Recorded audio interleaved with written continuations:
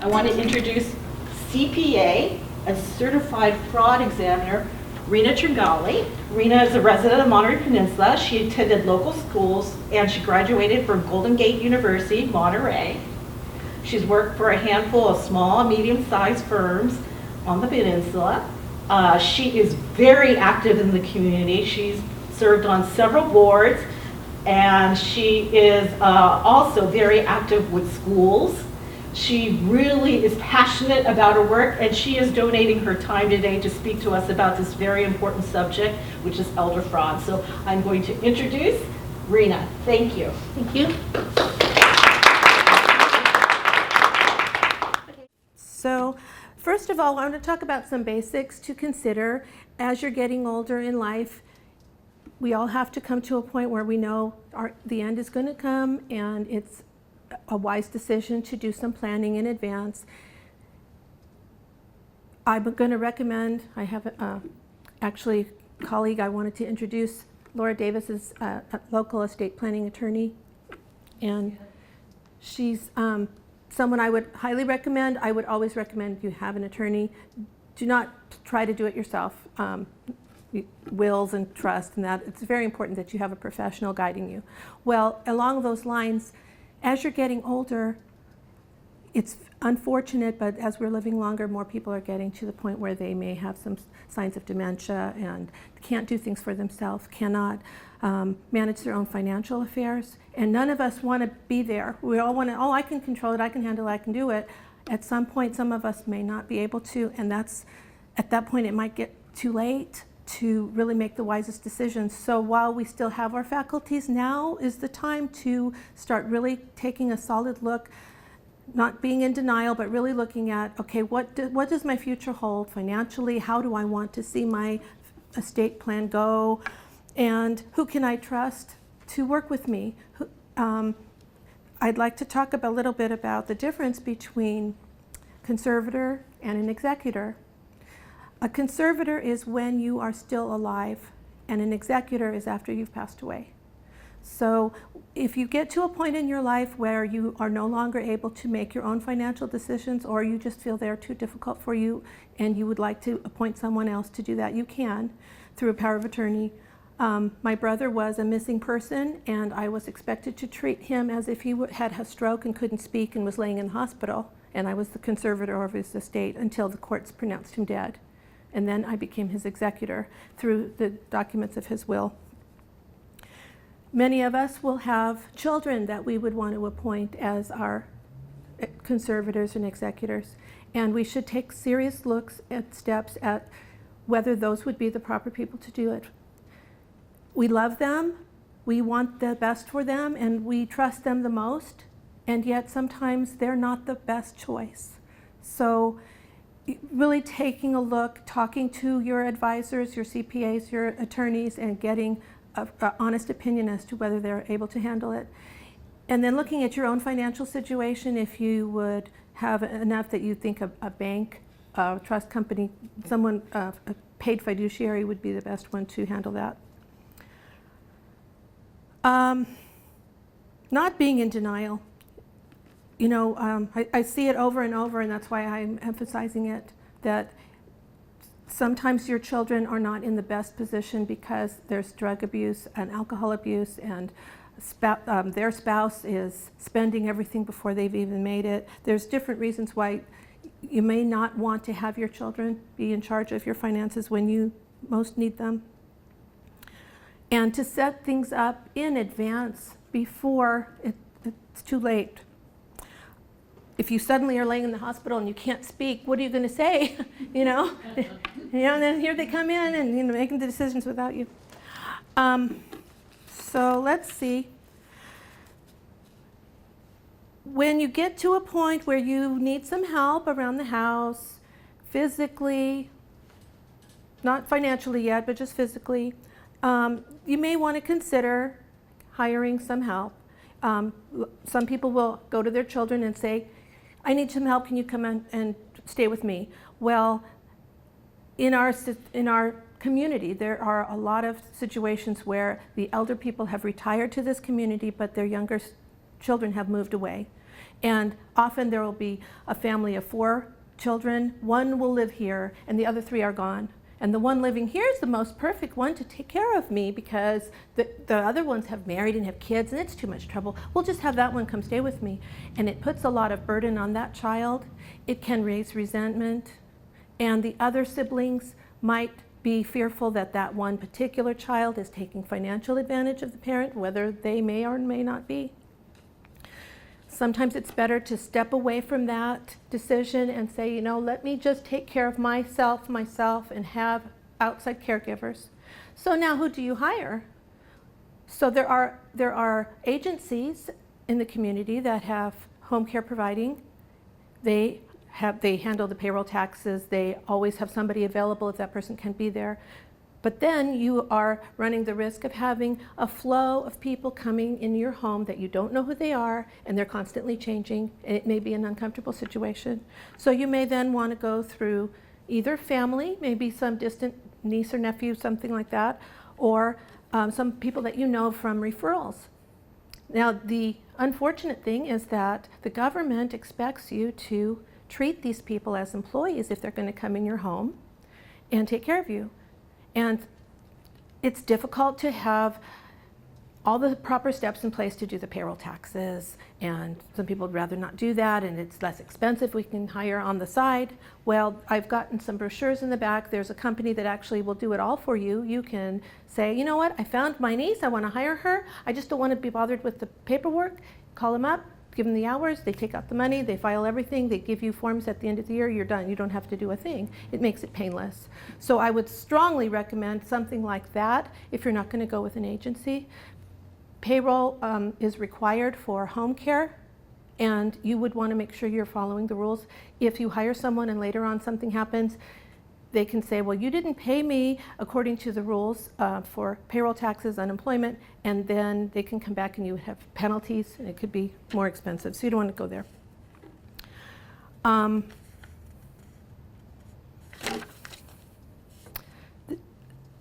The differences between a conservator and an executor, other than the fact that you are no longer with us, pretty much are the same at that point. The person who is handling that job, those duties, they have what's called a fiduciary responsibility, that they must account for your income, your money, how they've spent your money, separate from themselves. And it's very difficult to explain to somebody who doesn't understand that when they've already made a mess. And I've had to clean up a lot of messes like that, and when it gets to a lawsuit, it can be pretty ugly when it's family members suing each other over this kind of thing. To begin with, when you start to need some help, you may have a power of attorney for the child or some relative to come in and help you with your finances. You want to make sure that they clearly understand at that point that it's your money, it doesn't belong to them, and that every dime needs to be accounted for separately from them, and they should never commingle. If they're going to go to a restaurant, they should pay the bill separately. If they're going to drive somewhere to see you or take you somewhere, that the gas should be paid for separately. Everything needs to be accounted for. Bank accounts need to be reconciled, and there actually can be reports that can be generated for you, and it's very important that they understand the process, and if they don't know how to do it, that they hire someone right in the beginning. This is where lawsuits happen, because one sibling is handling all the affairs for mom, and the other siblings are saying, well, what did you do with all mom's money? How come there's none left? It's really sad when this time of life comes around, because I've seen over and over, I'm not just saying this, but I've actually seen it over and over, that the children expect that it's their inheritance before the parent is gone. And they're concerned with where their money's going when it doesn't belong to them. It's still yours to take care of you. There are certain kinds of reporting that can be required for court. If there's not a trust and there's just a will, it may need to go through probate and go through probate court. There's just times when family members that are later on going to be beneficiaries have a right to ask for what happened. So that's why in the beginning you want to have everything set up so that the reporting is seamless. You don't want to get a demand from a beneficiary several years later that it's suing you for mismanaging. Or you wouldn't want that to happen to them.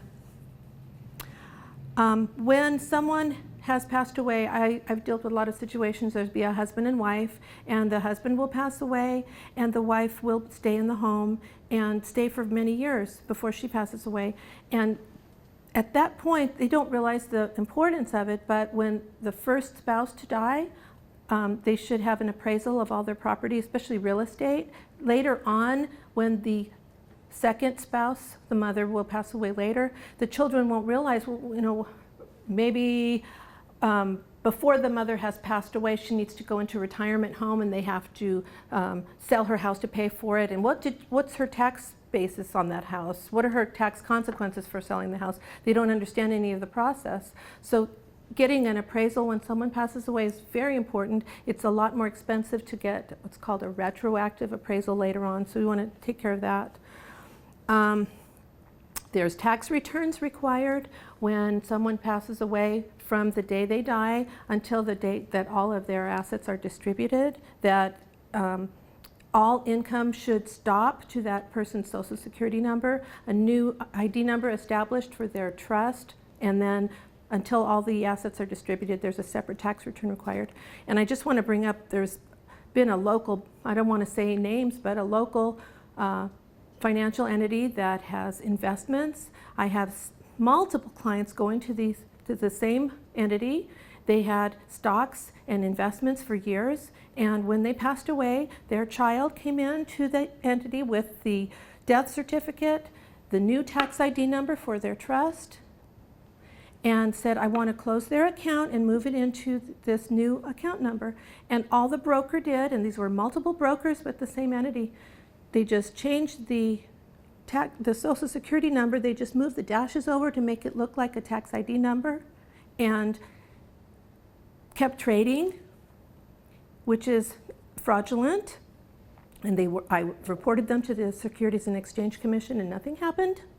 So I'm telling everyone I know, if you have, your parent has passed away, you go to the bank and to the financial institution where there's stocks invested, and you tell them, I need the new account established, stop that Social Security number from earning interest, here's the new tax ID number, and then follow up that they did it. Those stocks also need to get a step up in basis at the date of death. And these entities used to do that. Now they're charging for it and pretending they did it, and then saying, well, we're not going to do it, and later on charging a lot more to do it. And if that Social Security number does not stop being used, the IRS expects a tax return to keep on being filed for that person even though they're passed away. So there's a lot more paperwork, and it costs the family, the estate, a lot more at the end, because I've had to do multiple tax returns that weren't necessary. So I just want to bring those things up because they don't get addressed. If you're planning on giving gifts to your children, there's also requirements with the IRS. If you gift more than $14,000 per person per year, there's a separate gift tax return required. And that's an annual thing. It takes away from your lifetime gifts that you can give away without paying tax. And the state is taxed at like 47% right now, so it's important to follow those rules so that you can give away as much as you want to without tax consequences. So now I wanted to talk about elder fraud. That's what our presentation was today. There's multiple kinds of fraud going on, and not just towards elders, but I think seniors are more vulnerable to it because they come from a different era and are more trusting. There wasn't all this electronic age that we have now. There wasn't so much of a risk, and we didn't have such an international risk. I'm getting phone calls almost at least weekly, sometimes twice a day, from some internationally sounding voice saying that they're the IRS and they're taking me to jail for owing taxes. They call the IRS employees, they've called a superior court judge. You know, people fall for this, And the IRS does not have your phone number unless you gave it to them. They don't call you on Saturday because they don't work Saturdays. They don't have a customer service department if they try to transfer you. And they're not, at this point, outsourcing police action collections. I mean, it's all fake. The IRS, if you owe money, they're going to send you a letter that says you owe money, and they'll send it multiple times. If you get something in the mail that says, you won, question it. Ask somebody who knows more than you about that. It's likely that it's an advertisement. There's another one I've seen, I think it might more relate to corporations, but it's a notice that looks official and it says you have to file this form, you have to do all this, and at the very tiny bottom print it says, this is not through any governmental agency and may be considered an advertisement or whatever. So always want to ask someone who knows. If you can't see the fine print or if you don't understand what you're getting, don't rush to judgment. Never mail or distribute any money to any of these people. If they're calling you and asking for a credit card, if they're asking you to go down to your bank, if they're asking you to go to Western Union, if they call in, they say, hi, Grandma, and it's 2 o'clock in the morning. Grandpa, help, I need your help. Well, what, just a minute. You don't first out of your mouth, Johnny, is that you? Yeah, it's me, Johnny. No, question it. Say, who is this? Why are you calling me? Or hang up. You have a right to hang up. My mother lived with us for several years, and I'll never forget, during dinner, she would be in her room and the phone would ring and I would hear her saying, I don't have any money right now. And who are you talking to, Mama? So when people are calling or mailing you things, the other thing that you want to question would be emails. I've had professionals, real estate agents, falling for these scams from Nigeria where they say, you know, I've got $50 million and I want to give it to you because I can't smuggle it out of the country. Can we be partners? IRS does not email you either. They don't have your email address. Even if they do, they're not going to email you. Be very cautious no matter what emails you are getting from the bank, anyone. If they say, click here and log in your information, really question why you're getting that email and is there another way? If you get a phone call and they say, well, this is your bank, give us your ID, whatever they're asking for, question it and say, let me call you back. What's your name and number? And then go to the back of your credit card and call the number there and say, did I get a phone call and what's it about? Question it, follow up. If you're not sure how to question it, get some help from someone who knows how. Door to door, be very careful. I used to say, well, if someone comes to the door, just, whatever, maybe don't tell them anything or get their information. Now I'm saying, don't open the door. There's been times recently in our community where there's been home invasions, and when seniors are living alone, they're vulnerable to these kind of things. How do you know who they are?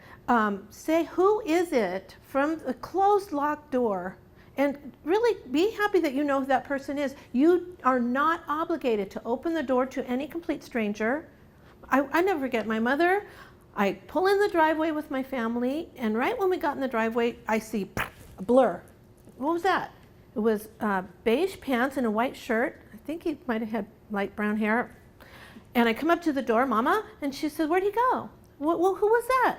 Oh, he said I filled out something about long-term care. And I went to get my glasses. And you left the front door wide open? And why did he run the minute I pulled in the driveway? The next thing that's concerning is caregivers. My mother lived with us and she had a stroke. And I was working and my husband was working and the kids are in school and my mother's laying there in the bed all day. Am I going to feel comfortable to leave the front door unlocked for Medicare to send a caregiver 4 hours a day and then VA to send another caregiver another 4 hours, and in between who knows who they are and what time of day they're coming and what they may or may not be helping themselves to? How can you trust? Setting something up in advance is the main way to help avoid that.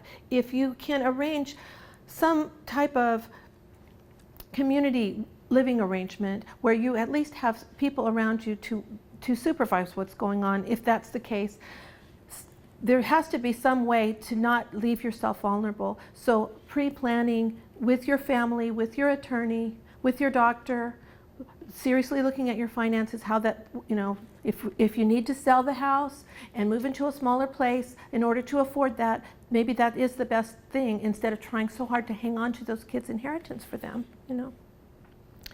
Family, that is the worst fraud that I've seen. And that's really what I wanted to talk about today. I hate to say it, but I've seen it so many times. I just wanted to give you examples so that you would say, oh gee, that so easily could happen to me. Let me see if there's a way to avoid. I've seen recently where a business owner has a child on drugs and they won't admit it. And the child moves in with them, and the minute the child walks in the house, the mother's hands start to shake and the checkbook comes out. And $400,000 later, these people can lose their house. I've expressed to family members, please have an intervention with this sibling. Don't let your parent be taken advantage of. And the siblings are turning their head, and it's the saddest thing to see. I've had senior citizen in a wheelchair with a caregiver wheeled into my office with the child with them, asking me in not so many words, when am I getting my money? And that's not your money yet. Until they're gone, it's not yours. And they can change their mind and they can spend it, and it belongs to them and it's for their care.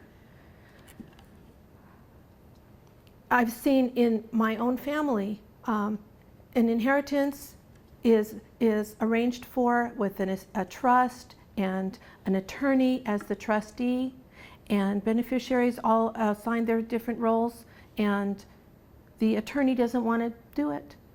And instead of saying, I'm going to recuse myself and let you hire another attorney or advise you to hire your own separate estate planning person, trustee, instead the attorney took $100,000 and moved out of town with it. And I've had, family calling going, where's the money? I don't know. It wasn't my job at that time I was 20, how am I supposed to find out what happened to it? It's gone. The people sometimes that you expect to trust the most are the ones that they have the opportunity, they have the motive, and suddenly the worst comes out in them. I had a client come once, he was paraplegic, quadriplegic, from the neck down, wheelchair, couldn't move. And his attorney and his accountant took every cent. And he was asking me to investigate. Well, what is there left to, I have to volunteer my time for free because he had no money left. And I at that point, there wasn't a lot I could do. If you can somehow manage to arrange for help in advance to have the accounting properly done.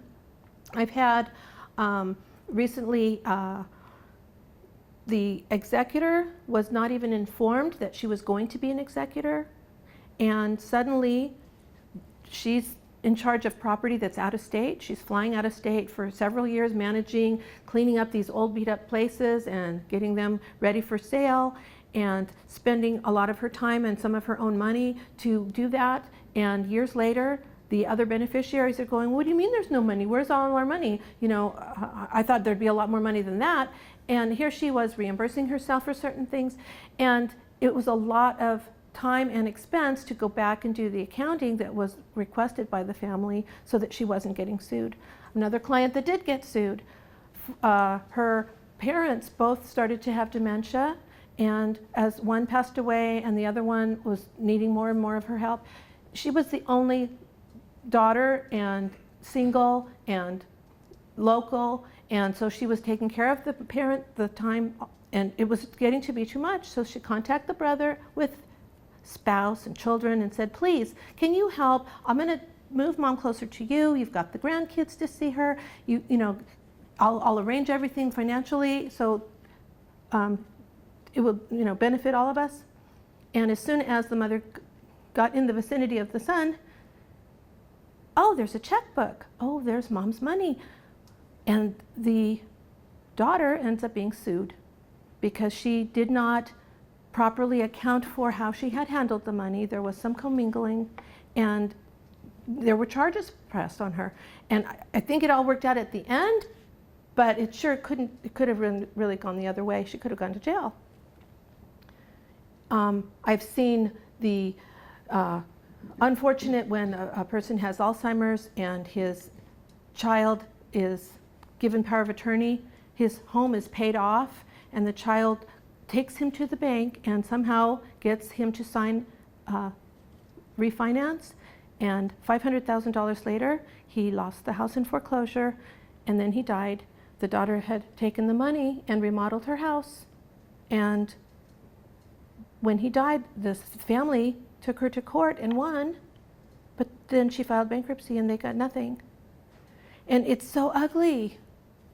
So I'm encouraging all of you to really face reality when your time comes, to understand that anyone with money in their hand and the motivation of them not having any of their own and wanting what doesn't belong to them yet can turn people to do ugly things. And if you can protect yourself in advance, watch out for that. That's my suggestion. And then take some personal questions one-on-one afterwards? Yeah, I could do that. Okay. Well, thank you very much. I hope I was able to at least enlighten you a little bit and spread the word around to your friends that this is something you should be thinking about towards your futures. And Okay, thank you. Thank you.